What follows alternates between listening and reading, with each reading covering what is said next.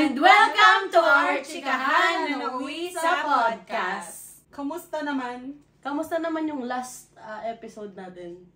Amazing. Masaya. Masaya. Anong experience nyo? Madami ng bashers. Wala pa ba din ang dami ng basher? Oo, kakaumpisa pa lang may basher na. As So, in, ngayon- yung mga asawa natin, yung mga basher. Yung mga Wala basher akong asawa.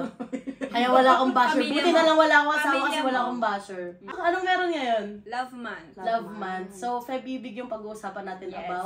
about love. About love. Of course. Pero wait lang, yung outfit kasi natin, Parang kasi ako may- parang pang November 1, nakaitim ako.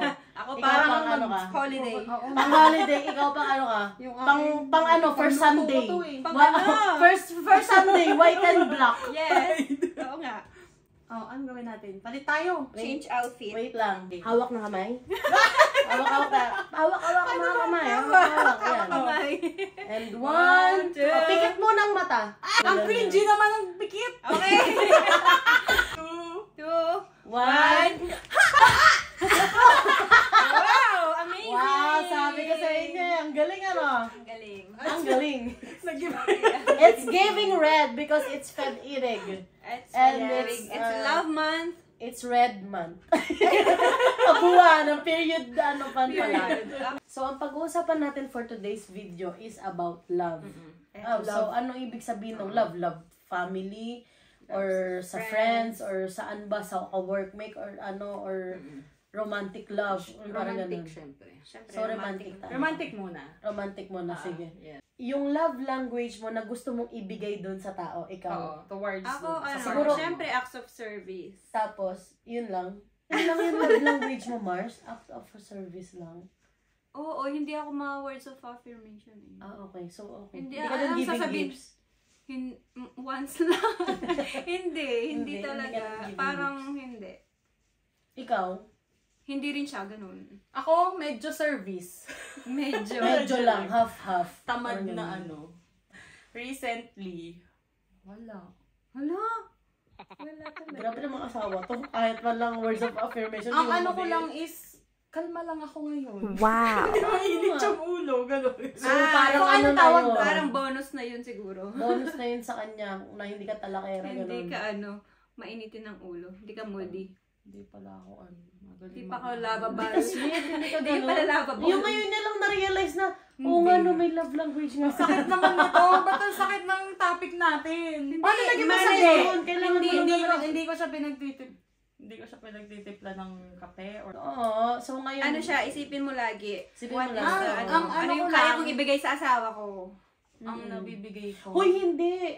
Giving gifts ka kasi tanda ko, sabi mo. Totoo. Hindi, kasi nakukwento niya minsan na kapag halimbawa magta-travel siya, bibili niya lang si Kuya Mac Pasalubong. sa duty Duty free free! na. Oo. Pero to. ng perfume. Perfume. Sa kanya Oo. lagi kong is yung appreciation kasi sobrang bait nga kasi tapos Oo. ang dami Hindi, niyang yung ginagawa. appreciation Siya yung niya. maraming ginagawa Hindi mo para lang siya sa akin. na-acknowledge na Oo. ano. Oo. Yun lang appreciative ako. Kunwari, naglinis, kunwari, Yun yun nga yung nga, sinasabi ko sa'yo nakakalabas kanina. ako, nakakapag-travel ako mag-isa, ganon. So, Eh di yun so, nga, kumbaga meron ka, Gifts. hindi yung wala. Kasi imposible sa isang taong wala. Ang hirap kasi nung pagiging generous pag wala ka budget. kasi gusto ko naman maging generous eh, kaso Hindi kinakaya ng mas budget. hindi kaya ng budget. Parang ako act of service talaga. Kahit saan kahit kaninong Naman tao. kanino ikaw eh. Oo, kahit kanino, Oo, kahit sa mga friends, sa mga Pinagluluto oo, mo. sa bahay, ganun, lahat acts of service talaga ako. Totoo. So ano naman yung mga gusto nating ma-receive na love language? Siyempre, Ganun. Siyempre giving iba na gifts. yun. Giving gifts siya. Ikaw giving gifts. Hindi, joke lang. Mas gusto ko yung acts of service at words of affirmation. Ako din, gusto ko din yung Acts of service. act of service Actually. at saka word of affirmation. Kasi Pero tayo. act of service ako gusto kong ibigay. Pero Pero gusto mo rin minsan, maka-receive. kasi alam mo yung halimbawa sa Pagod mga na friends, ako. parang ganon. Parang ibinibigay ko na sa kanila lahat Hanggat single ako, bibigay ko na sa kanila lahat ng effort ko, ganon.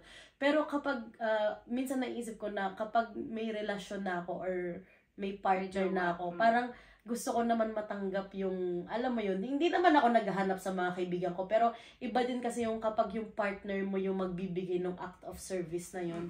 Di ba? Parang feel mo yung love na love ka ng tao kasi di naman to the point na talagang pagsisilbihan ka. Pero alam mo yung mapag-prepare ka man lang ng something, yung gigising ka sa umaga na, ay, may breakfast ka, yung iba breakfast in bed. At saka kasi yung niluluto na sa kama. kapag kasi partner mo, teritoryo mo yun eh. Parang, alam mo kasi pag friends, kunwari, pag friends, pwede naman yung ganyan siya sa'yo, ganyan din siya sa ibang friend. Kaso kasi, ang masarap kasi sa pag-partner mo, yung acts of service niya man, or ano, yung ginagawa niya para sa'yo. Alam mo, ikaw lang yung may karapatan dun eh. Gets mo? Yung alam mo na sa'yo lang. Exclusively for you, di ba? For me. Masarap yung yun yung masarap na feeling. Kaya yung parang ako, kahit ang gusto kong ibigay sa tao is act of service, gusto ko pa din ibigay, makareceive yun. Pero, dun sa special someone naman na yun. Gets? What about words of affirmation? Yun, para bagang, syempre, pag minsan, bilang babae, nakaka-girly yung parang, alam mo yung... Nakakakilig tapos parang feel mo yung assurance na talagang mahal na mahal ka ng tao. Pero ayoko yung mga, alam mo yung mga words na parang makata. Ayoko masyado nung gano'n. Ayoko nung mga malalim. Gusto ko natural lang. Yung parang teens pa rin, ang dating. Ayoko yung susungkitin ko yung buwan para sa'yo. Kasi mahal na mahal kita. Yung kulangot mo nga, di mo masungkit yung buwan pa. Di ba yung parang ayoko yung mga gano'n. Syempre, di ba yung kapanahunan, laging gano'n. Susungkitin ko yung buwan, yung pangarap mo, ibibigay ko sa'yo. Ayoko ng mga gano'ng words of affirmation. Doon tayo sa makatotohanan. Di ba? Yung mga gano'n. So ako, sabihin ka na ang ganda-ganda mo, ikaw lang nag-iisang maganda. Diba? Ang sarap, nakaka-girly nga, di ba? Nakaka-girly yung gano'n. Kasi ang daming maganda dyan, pero siya nagaganda. Pero parang ako hindi ko kayang tanggapin yung ganong ganda-ganda mo. Ikaw so, hindi yun ang gusto mong ma-receive. Ano yung gusto mong ma-receive na love language? Ano gusto kong yung ma-receive? Yung bigay sa'yo ni Kuya Mark. Siyempre, pag Valentine's naman, bibigyan ka ng isang Mars na gano'n, malungkot ka din. Wala lang color. So, ikaw pa naman yung bigyan ng Mars na chocolate, tapos may kaduktong, pauta. Siyempre, malulungkot ka talaga. Pero nung siya, natutunahin siya, nag-adjust siya. Nag-adjust na din siya. Kasi ngayon, ano na siya, nagbibigay na siya ng hindi lang sa'yo, pati sa mga anak mo. At saka kay mami. Kaya si mami nga, sabi niya, alam mo si Mark lang talaga nagbibigay sa akin ng bulaklak. Shout out kay Mami! Hindi, shout out kay Kuya Mark. Since tayong dalawa may asawa na, no? Ikaw, ako? Hindi mo ba nararamdaman yung pressure in love? Since ikaw ay... How old are you now? 27. 27. Yeah. Hindi naman. Parang minsan, alam mo yun, may mga kaibigan ako na naririnig ko na nape-pressure. May mga hindi din. Pero ako, minsan naisip ko siguro, pero hindi ako yung parang pressured na pressured. Kasi yung mga tao nandyan na eh. Parang 27 na, ba't wala ka pang boyfriend? Yung 27, society, no? Yung 27 na, kailan ka mag-aasawa? Siguro sa nape-pressure ako, hindi doon. Nape-pressure ako sa edad na. Doon ako nape-pressure kasi, alam niyo kung bakit? Kasi gusto ko kasi na bata pa lang. Kasi laging sinasabi, kapag ka nag-line of 40 ka na o 35 ka na, hirap ka na mag-anak, yung mga ganon. Sa age ako nape-pressure. Kasi hindi ko alam eh. Hindi ko alam, ano ba, mahirapan ba ako mag-anak or what. Ako gusto ko ng babies. As in, mahilig ako sa bata. Doon lang ako nape-pressure. Kung mape-pressure ako, hindi ako mape-pressure kasi I know my worth. Yes. Kumbaga, alam ko talaga yung worth ko. Alam ko na, Lord, deserving naman ako. Deserving akong mahalin. Deserving akong ganun. Kasi, sabi ko nga, kung maghahanap ako ng lalaki, dati talagang may standards. Wow, ganda yun. Hindi kasi dati, parang, kasi kahit sino feeling ko, lahat may standard, as in. Nandoon na yung gwapo, tall, dark, and handsome, ganun.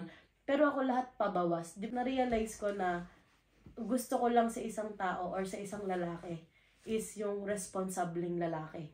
Yung kasi ako, kung syempre kilala niyo ako kung paano ako sa buhay. Sabi, tanda mo yun, sabi ko sa'yo is, sana yung mapapangasawa, yung kung maghahanap ka ng, hindi naman, kung pagpe-pray mo, yung ipagpe-pray mo mapapangasawa mo is yung someone na, ikaw naman yung aalagaan. I think I deserve someone na, alam mo yun talagang, magmamahal talaga sa akin. Di ba? Yung ganun. Tsaka di ba? Yung iba kasi naniniwala sila na kaya nilang baguhin yung tao. Hindi mo mababago. Ako hindi ako naniniwala na kaya mabaguhin. Ikaw, naniniwala hindi ka rin. Hindi si Lord. Naniniwala. Ako, si Lord. Number si Lord one, lang si kasi. Lord lang Oo, talaga. si Lord Kasi lang ang pwedeng magbago kahit sa gano'ng tao. kakamahalan, bawa ako, ganito ako. Babalik. Kahit gano'n ko kamahal ang isang tao, hindi ko kayang magbago para sa kanya. So, ganun din siya. Hindi ko siya kayang baguhin dahil lang porque mahal na mahal niya ako. Oo, hindi din. Tapos kasi, may mga pressure kasi na, may ibang tao na, yung dahil sa sobrang pressure, yung gang parang, napunta na sa isang sitwasyon or sa isang relasyon na lang. Oo, na parang, dahil nandito na ako, wala na akong magagawa. Na pressure ako sa mga taong nasa paligid ko, ganun. Wala na akong magagawa. Kahit i-work out, papanindigan ko na lang to. Parang ayoko ding mapunta ako sa ganung situation. Sabi ni Sel, nakita niya sa isang article or I don't know, sa Facebook, ganun. Parang, it's not about when you marry. It's about who you marry. Kasi hindi sa panahon, hindi to sa age ko na kesyo 27 na ako sa mga 27 years old dyan na bakit wala pang jowa ganun. Hindi mo masasabi eh. Kayo makontento. Oo, ang hirap na nandudun ka na sa tao na yan, dapat mas ipa-priority mo yung tao eh. Ipagpipray mo ng gusto talagang ilalapit mo sa Lord eh. Kasi sayang lahat ng ininvest mo. Sayang yung waiting season mo, tapos dun ka lang napunta sa hindi pala mag-workout. Kung magpapapressure ka kasi sa time, tingnan mo, tulad niyan, syempre yung age mo nga, malapit na sa, 30. Kung magpapapressure ka doon, di ba tayo, kapag may timer, di ba? Nakaka-pressure pag may timer, nakaka-pressure. Kasi parang ayun na. Kasi kunwari, may nagmamadali kang mamalengke dahil may pupuntahan ka, may 30 minutes ka lang. Pinsan kung ano na lang dadamputin mo, okay na yun, nakapamili naman ako. Ang dami mo pang hindi magagawa, ma-effort na nagawin, ma-check parang, kung magpo-focus ka doon sa pressure nung time, hindi mo siya magagawa, yung clouded yung isip mo, hindi tama, wala ka sa tamang pag-iisip. Tama sa pag-iisip. Kaya ako, ayoko nung ganun, hindi ka naman dahil choosy ka eh, hindi naman ganun eh. Pero kasi, hindi naman yung mga tao yung makikisama dun sa partner mo. Ikaw yun eh, ako at yung partner na yun. So, kung ako, na-pressure dun sa mga tao na yun, kamusta naman ako sa partner ko, hindi ko pala gusto, na-pressure lang ako. Dahil lang sa tukso ng mga tao, di ba? Parang ganun lang. So, kayo ba yung taong mas nagmamahal or kayo mas minamahal ng tao? Ako masasabi ko ngayon, give and take talaga. Give yung and take magmamahalan kayong pareho. Pareha. Hindi pwedeng ikaw isa lang yung nagmamahal. Unfair naman, di ba? Lalo na kung kasal na kayo, may mga anak na kayo. Kayo ba, hindi nyo ba naisip minsan na parang gusto nyo kayo yung minamahal kaysa kayo yung nagmamahal? Ako dati, ano lang kasi, parang yun nung magjowa kami, ako yung mas mahal niya. Tapos nung naging kami, parang may face na yung... may face na parang kusi-kusi. Oo. Tapos ngayon, parang feeling ko balance na ngayon. Ako Kasi nga dati, tinatanong nung magjowa kami, feeling ko, love na love niya ako. Kaya niyang gawin lahat para sa akin. But then, nung nag-asawa, tumatagal-tagal na rin, parang feeling ko, ako na yung mas mahal ko siya. Ako na yung mas nag-e-effort. Pero ngayon, lately, feeling ko, balance na siya. Kasi, nag-e-effort siya, nag-e-effort ako, ganun. Siguro din, kung at peace yung mind mo. Yung feeling ko balance yun sa inyo ngayon. Pero mas nakikita mo lang yung part na ginagawa niya sa'yo. Kapito. Ang complicated ng love. Ikaw ang complicated. So, sa palagay nyo, totoo naman. Kayo, may mga pressure ba kayo bilang may mga asawa na kayo? Kasi, pressure about love. Kasi bilang wala pang jowa, kayo naman may mga asawa na. May pressure pa rin ba? Minsan, naiisip ko, may pressure pa ba sa inyo? Kasi asawa na parang may assurance na kayo. Anong ibig sabihin? Mas malaki yung pressure actually.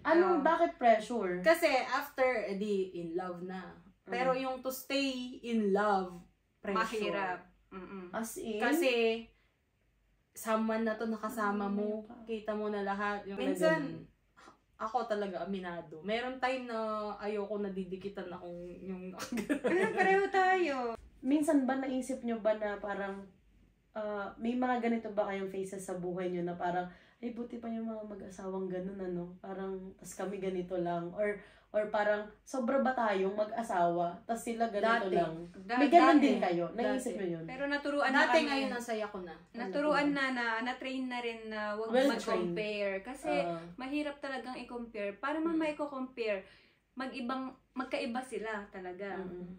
So, wala talaga. As in, i-train mo na rin ang sarili mo na wag mag-compare. Wag talaga. Sabi nga, kasi iba-iba tayo. Iba-iba. Parang sayang yung blessing sa'yo kung hindi mo naman siya alam i-appreciate. Kailangan maging grateful lagi. Kung ano yung ginagawa niya. Sabi nga mas yung, di ba, ang dali kasing tignan nung nasa kabilang. Sempre verde kasi yung Sempre verde kasi. Yung kapitbahay. Gets. Kumbaga yung mas maganda parang feeling yung mukha ko, kita ko kung ano yung meron mo. Ang ganda niya. Ang ganda. Ang ganda. Okay. To end this. To end this, syempre, ano yung maipapayo nyo sa mga single ladies dyan na, syempre, kabilang na ako sa single ladies na yon. So, anong, magkaiba, kasi magkaiba kayo syempre ng character. So, kung ikaw, Miss Universe, Elena, Yes. Kung papayuhan mo, yan mo na, wait lang. Oo na, go. Eto, Ate Day, kung papayuhan mo yung mga single ladies dyan sa mga nakikinig searching for love or nanonood at kagaya ko, paano mo bibigyan ng advice about sa love itong mga single ladies na to? Okay, so bilang ako, nagmadali. Ibang phase tayo, no? Yung akin nagmadali. So, para hindi mo na ma-experience yung mga struggles kasi ang daming struggle. Para makat na, kumunti na lang. Huwag magmamadali. Tapos enjoy mo muna yung sarili mo. Kilalanin mo yung sarili mo. Kasi hindi mo ma-expect yung partner mo na maintindihan ka kung ikaw nga, hindi mo maintindihan yung sarili mo. Okay. Diba? Para sa akin, bago ka pumasok sa isang relasyon, kailangan maging stable ka rin, Kasi sa love, give and take yan. Hindi pwedeng ikaw lang naman yung magre-receive, mag-give ka rin naman. So, pag may work ka na, kaya mo na rin mag-give. Diba? So, sa akin, syempre, kahit single naman ako, syempre may mga advice din ako sa kanila. Bago ka magmahal ng ibang tao, mahalin mo muna yung sarili mo. Yeah.